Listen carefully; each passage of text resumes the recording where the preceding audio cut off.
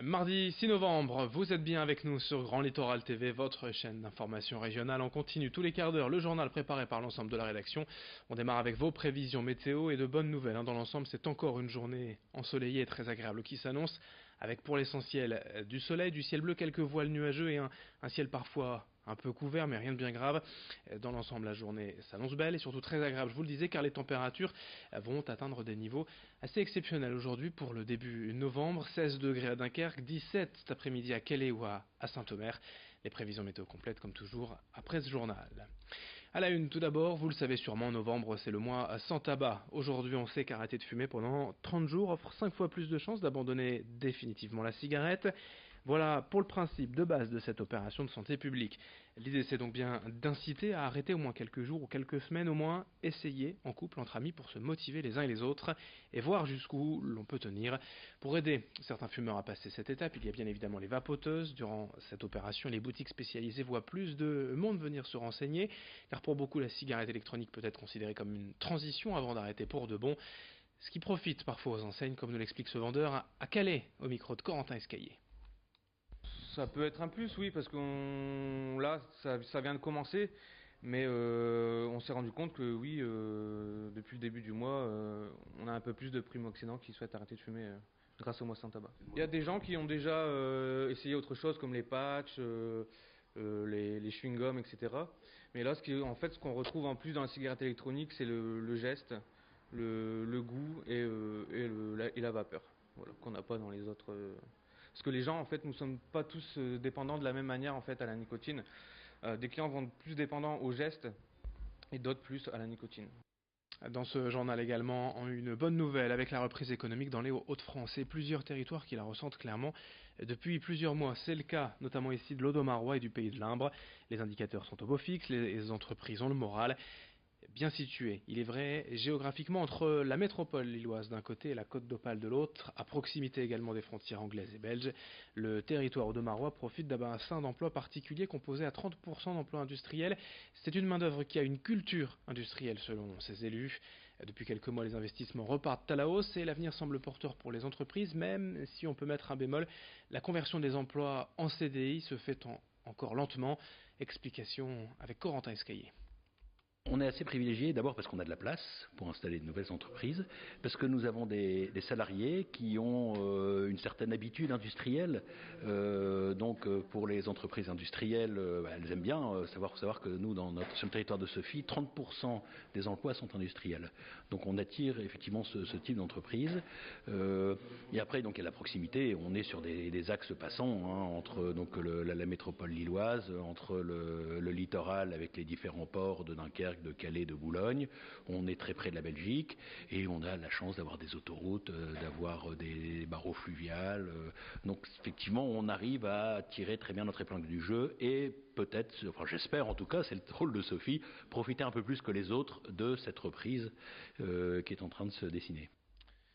Une autre image dans cette édition pour vous présenter une nouvelle œuvre dans les jardins du musée du Louvre-Lens, signée Françoise Petrovic et baptisée Tenir. C'est une sculpture qui a mis près de 9 ans à aboutir. En fait, c'est un long projet. Et à l'origine, on trouve un collectif d'habitants de Liévin, mais aussi des associations comme la Ligue des droits de l'homme ou ATD Carmonde. Leur idée, leur objectif était de rendre hommage aux plus démunis et d'incarner le combat contre la misère. Cette grande sculpture en bronze représente ainsi une jeune femme fragile, serrant dans ses bras une figure plus petite. Explication sur place avec l'une des participantes au projet, au micro de Lucie Libert Constant.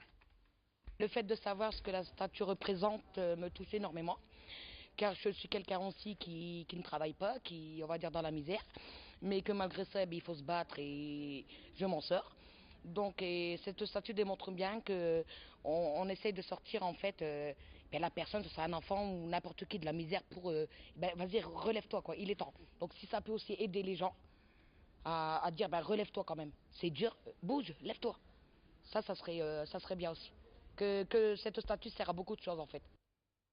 Pour finir, le grand angle de la rédaction à la découverte d'un artiste nordiste et son histoire, Thierry et Mordant de Waterloo à Monaco. Il prépare actuellement une nouvelle exposition. Xavier Silly est allé le rencontrer dans son atelier. Des rues de Waterloo au palais princier de Monaco. Depuis plus de 20 ans, l'artiste Thierry Mordant a multiplié les voyages et les belles rencontres. C'est d'abord en tant que graphiste que le nordiste a été repéré par la famille Grimaldi, des souverains qui lui ont confié sa première grande mission. Je dessinais sur les quais de Villefranche-sur-Mer quand j'avais 17 ans. J'ai arrêté assez vite l'école, donc c'est vrai que j'ai fait mes preuves voilà, sur la rue. Et après, je me suis retrouvé de fil en aiguille à m'approcher de la principauté de Monaco, ce qui m'a amené voilà, à faire mes premières rencontres et surtout découvrir le monde de la philatélie, comme je l'explique souvent, et de réaliser mes premiers timbres. Voilà. Et c'est vrai que là, on parle d'une histoire maintenant qui a plus de 20 ans. Ça fait 21 ans que je réalise des timbres donc, pour Monaco, et ce qui m'a amené à travailler voilà, par la suite pour d'autres pays et pouvoir voilà, développer en tout cas la peinture et différents supports. Cette première reconnaissance a offert à Thierry Mordant l'occasion rêvée de graver son nom sur le fameux rocher monégasque. J'ai eu un contact avec une galerie à Monaco qui m'a pris sous son aile et c'est par ce biais-là effectivement où j'ai vraiment découvert le monde de la peinture également. Parce que j'ai commencé avec Magic World Planète Monaco, qui était ma première thématique donc pour mettre en lumière, on dira, les différents monuments et événements de la principauté. Après il y a eu le Ferrari World qui était une manière voilà, de traduire les grands prix, la Formule 1, l'engouement qu'il y a autour de l'automobile à Monaco. Et ainsi de suite. Après, il y a eu le cirque, des événements dont je n'avais pas connaissance en tant que Waterloosien. Ouais. C'est vrai que c'était un monde complètement décalé. Thierry Mordant a tenu à se différencier en apportant dans ses peintures une technique pour le moins originale. Comment? En utilisant comme pinceau une simple brosse à dents. J'avais envie d'amener de la différence, tout simplement. Je ne savais pas comment j'allais me débrouiller. Et on refait souvent le monde pendant une nuit avec les amis. Et puis une nuit, c'est ce qui s'est passé avec un ami. Avec ça, me dire, tu devrais peindre à la brosse à dents. Mais c'est vraiment pour moi un détail d'importance parce qu'on apparente assez souvent mon travail voilà, à de l'aérographie ou du spray. Il n'en est rien. Je travaille principalement au pinceau. Mais c'est vrai qu'à côté, voilà, il y a beaucoup de retouches, des lumières qui sont posées grâce à la brosse à dents. Après avoir vu ses œuvres entrer chez des stars comme Garou, Tina Turner ou encore Michael Jackson, l'artiste est revenu vivre à Étain-Puy, en Belgique. Son prochain grand rendez-vous, la nouvelle édition de l'île 3000, l'année prochaine. J'ai hâte de vivre ce moment et surtout pouvoir présenter donc, la dernière série que je réalise actuellement depuis une année, donc sur le thème des océans, des mondes marins. À ce monde où voilà, il y a beaucoup d'espèces actuellement menacées, je ne suis pas le premier, je ne vais rien apprendre là-dedans, mais en tout cas moi c'est une manière aussi voilà, de rendre un témoignage. Et voilà, ce sera l'occasion de pouvoir partager ça avec l'île 3000 et j'espère voilà, qu'on va rêver tous ensemble en tout cas.